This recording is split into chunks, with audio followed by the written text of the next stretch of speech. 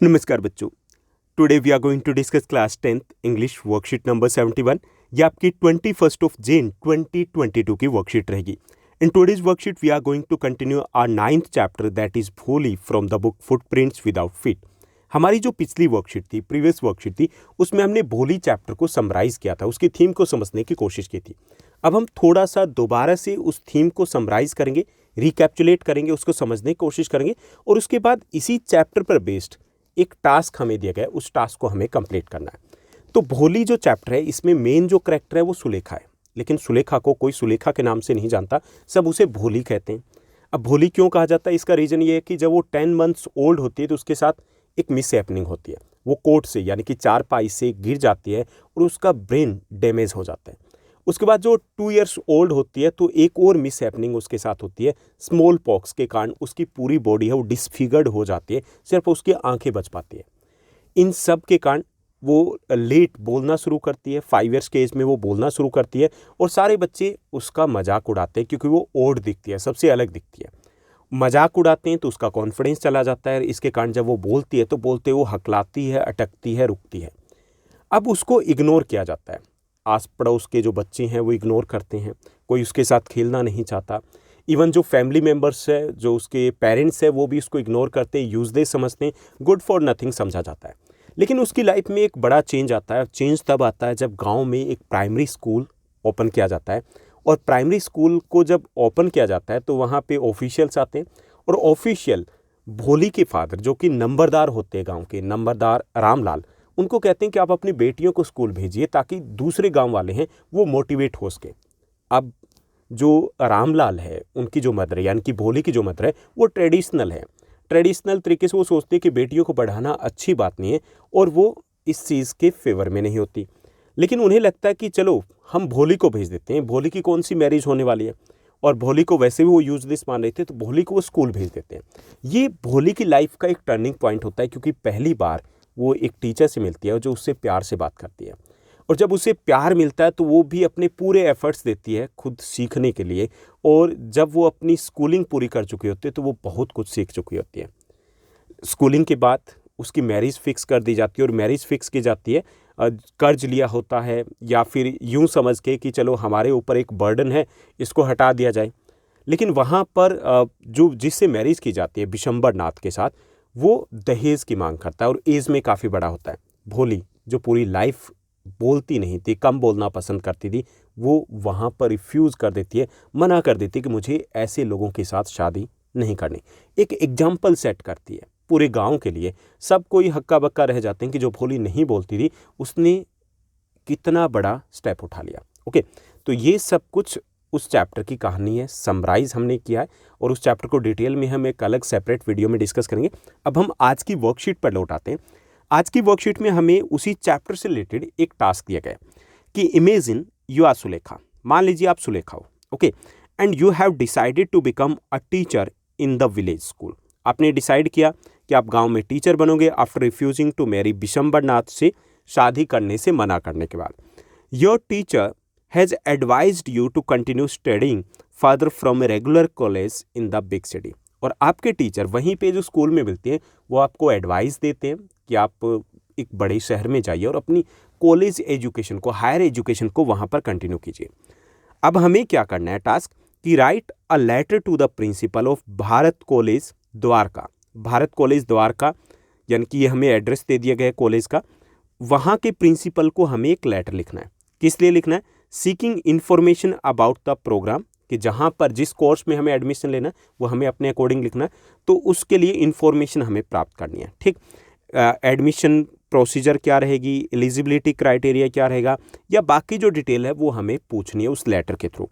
This is in response to an advertisement you have read in the newspaper.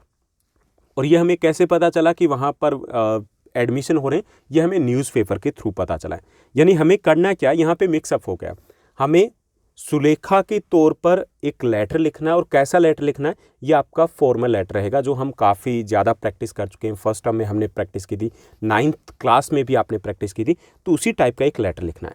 तो चलिए इस letter के देखते हैं। एक फॉर्मेट हमें पहले ही दे दिया गया, काफ़ी कुछ चीज़ें हमें ऐड करनी है। जैसे यहाँ पे दे दिए गए एड्रेस, जो भोली सुलेखा का है वो ऑलरेडी यहाँ पर मेंशन किया गया है। ओके, उसके बाद यहाँ पर स्पेस दिए गए, यहाँ पे हम डेट मेंशन करेंगे, यहाँ पे द प्रिंसिपल, यहाँ हम कॉलेज का नेम मेंशन करेंगे जो हमें दे दिया गया है, Bharat college. Okay, address college का यहाँ पर मेंशन है, ये यहाँ पे सैल्यूटेशन होगा सर और मैम। सब्जेक्ट हमें ये मेंशन करना पड़ेगा और उसके साथ साथ जो मेन बॉडी है लेटर की वो हमें राइट करनी है, और जो भी हमारी क्यूरीज है उसके रिगार्डिंग वो हमें मेंशन करनी है, जैसे ड्यूरेशन ऑफ द प्रोग्राम हो गया, हॉस्टल फैसिलिटी होगी, या बाकी जो भी हमें डिटेल्स चाहिए, इन्फॉर्मेशन चाहिए, वो हमें मेंशन करनी है।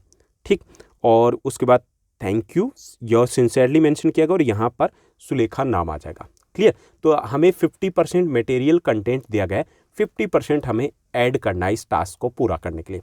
तो चलिए इस टास्क को हम कंप्लीट करते हैं। तो सबसे पहले क्या मेंशन किया गया यहाँ पर, ये हम ऑलरेडी पढ़ चुके हैं कि क्या करना है। यहाँ पे सबसे पहले जो मेंशन किया गया वो है एड्रेस। ओके, जो राइटर होते हैं यानी कि जो सेंडर होते हैं उनका यहाँ पर एड्रेस होता है। तो ये भोली सुलेखा का एड्रेस है, हाउस नंबर 47, विलेज निराली, वीर प्रदेश, जो भी हमें दिया गया एज इट इज़ हम रहने देते हैं। उसके बाद हमें क्या करना होता है, एक ब्लैंक लाइन हमें स्पेस छोड़ना होता है और उसके बाद हम मेंशन करते हैं डेट 21 जून 2022। यहाँ पे याद रखिए कि जब भी हम डेट मेंशन करते हैं 21, 1 इस टाइप से मेंशन नहीं करना होता, ना ही हमें इस टाइप से मेंशन करना होता। क्लियर? तो इसी वे से, इसी फॉर्मेट के अकॉर्डिंग अपने को डेट मेंशन करनी होती है। फिर हम अगेन एक स्पेस देंगे, एक ब्लैंक लाइन यहाँ पर छोड़ेंगे और उसके बाद हमें मेंशन करना होता है रिसीवर्स एड्रेस। यहाँ पे हम किसको राइट करें, हम प्रिंसिपल को राइट करें। कहाँ के principal? The principal Bharat college. Okay, कहाँ के हैं ये एड्रेस हमें पहले दिया गया, plot number 314 educational area Dwarka. ठीक, तो ये हो गया। उसके बाद हम क्या करेंगे, एक ब्लैंक लाइन छोड़ने के बाद सब्जेक्ट मेंशन करेंगे। हालांकि आजकल ऐसा भी किया जाता है कि ये जो सैल्यूटेशन है सर मैम, उसके बाद भी सब्जेक्ट मेंशन कर देते हैं, लेकिन बेटर वे ये होता है कि हम पहले सब्जेक्ट मेंशन करें। सब्जेक्ट क्या है हमारा, क्या चाहिए, किस लिए लिख रहे हैं, information regarding admission in graduation, कि हमें ग्रेजुएशन में एडमिशन लेना है। ओके, तो उसके लिए हमें इन्फॉर्मेशन चाहिए, यही हमारा सब्जेक्ट हो जाएगा। उसके बाद सैल्यूटेशन रहेगा सर और ma'am.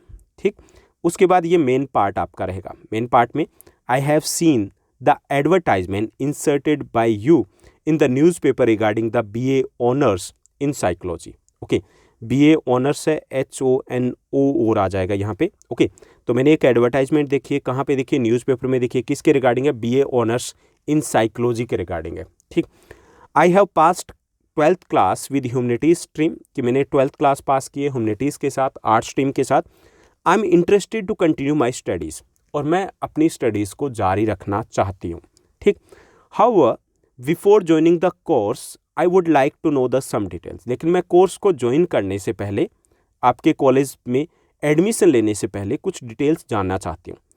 On early response will enable me to join your college immediately, कि अगर मुझे अर्ली रिस्पॉन्स मिलता है तो मैं तुरंत आपके कॉलेज को ज्वाइन कर पाऊंगी।